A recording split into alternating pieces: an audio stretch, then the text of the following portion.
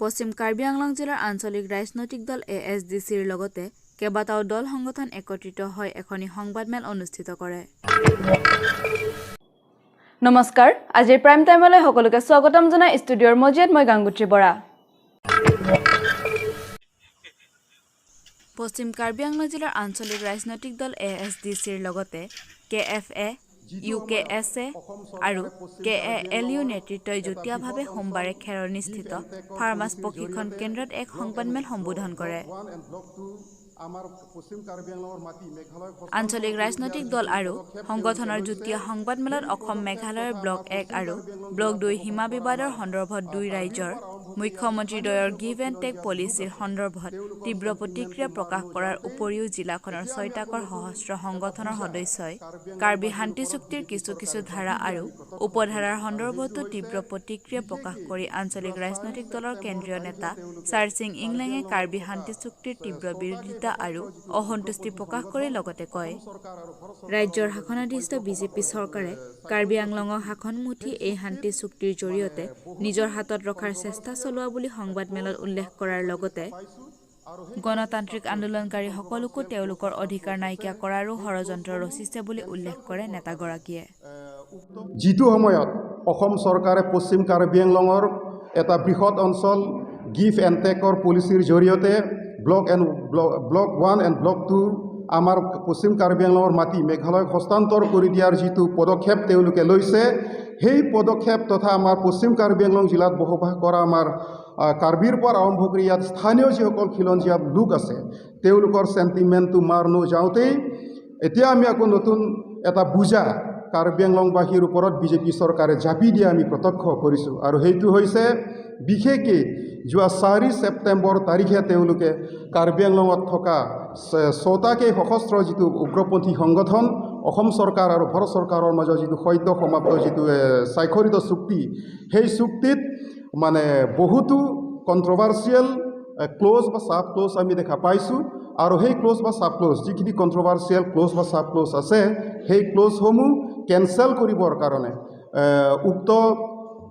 যিটো MOS সেই MOSৰ পৰা বাতিল কৰিবৰ কাৰণে আমি দাবী জনাইছোঁ। আৰু অনাগত দিনত এই কণ্ট্ৰভাৰ্চিয়েল ক্ল'জ আৰু চাব ক্ল'জসমূহ মানে বাতিল কৰাৰ মানে লক্ষ্যৰে আমি কাৰ্বি আংলঙত থকা ৰাজনৈতিক ছাত্ৰ সংগঠন সামাজিক সংগঠনসমূহৰ লগ লাগি পেলাই ইয়াৰ বিৰুদ্ধে এটা প্ৰবল জনমত গঢ়ি তোলাৰ জৰিয়তে মানে শক্তিশালী এটা গণতান্ত্ৰিক আন্দোলনৰ পদক্ষেপ আমি ল'ম। ইয়াত আমি দেখা পাইছোঁ, আমি শুনিছোঁ যে চুক্তি স্বাক্ষৰকাৰী যিসকল সংগঠনৰ নেতা আছে তেওঁলোকেও মানে প্ৰত্যক্ষভাৱে নহ'লেও কাৰোবাৰ মুখত তেওঁলোকে কৈছে বোলে যে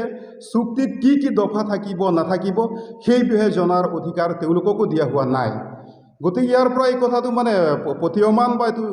মানে ওলাই পৰিছে যে এই চুক্তিটো মানে ষড়যন্ত্ৰমূলকভাৱে মানে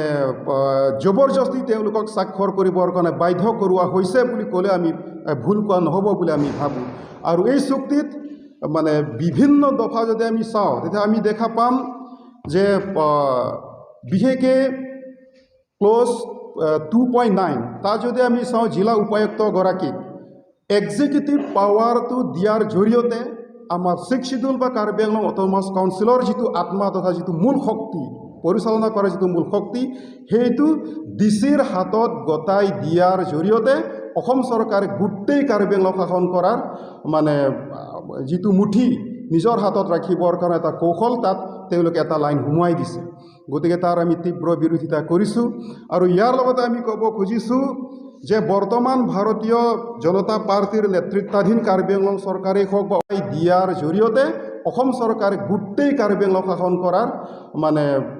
যিটো মুঠি নিজৰ হাতত ৰাখিবৰ কাৰণে এটা কৌশল তাত তেওঁলোকে এটা লাইন সুমুৱাই দিছে। গতিকে তাৰ আমি তীব্ৰ বিৰোধিতা কৰিছোঁ। আৰু ইয়াৰ লগতে আমি ক'ব খুজিছোঁ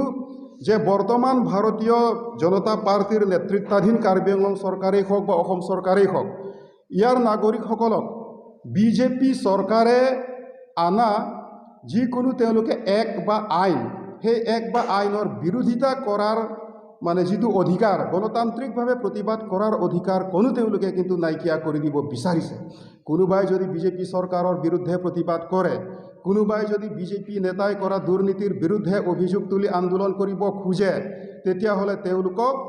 বিভিন্ন ধৰণে হাৰাশাস্তি কৰাৰ লগতে কেছ ৰুজু কৰি পুলিচ মিলিটাৰীক তেওঁলোকে ব্যৱহাৰ কৰি ৰাইজৰ যিটো জনতাৰ কণ্ঠ তাক দমন কৰি দিয়াৰ পন্থা তেওঁলোকে অৱলম্বন কৰিছে। গতিকে আজি এই সংবাদমেল যোগে আমি অসম চৰকাৰ তথা ভাৰতীয় জনতা পাৰ্টিক আমি সকীয়াই দিব খুজিছোঁ, যি চৰকাৰেই নহওক যেতিয়া তেওঁলোকে এটা জাতি ধ্বংসী সিদ্ধান্ত যেতিয়া ল'ব, জাতি ধ্বংসী আইন যেতিয়া তেওঁলোকে ল'ব, তাৰ বিৰুদ্ধে প্ৰতিবাদ হ'বই, তাৰ বিৰুদ্ধে আন্দোলন হ'ব। খেৰণীৰ পৰা জয়ৰাম কাথাৰৰ প্ৰতিবেদন 365 নিউজ ইণ্ডিয়া। আজিৰ প্ৰাইম টাইমৰ পৰা মই বিদায় লৈছোঁ। চাই থাকিব 365 নিউজ ইণ্ডিয়া।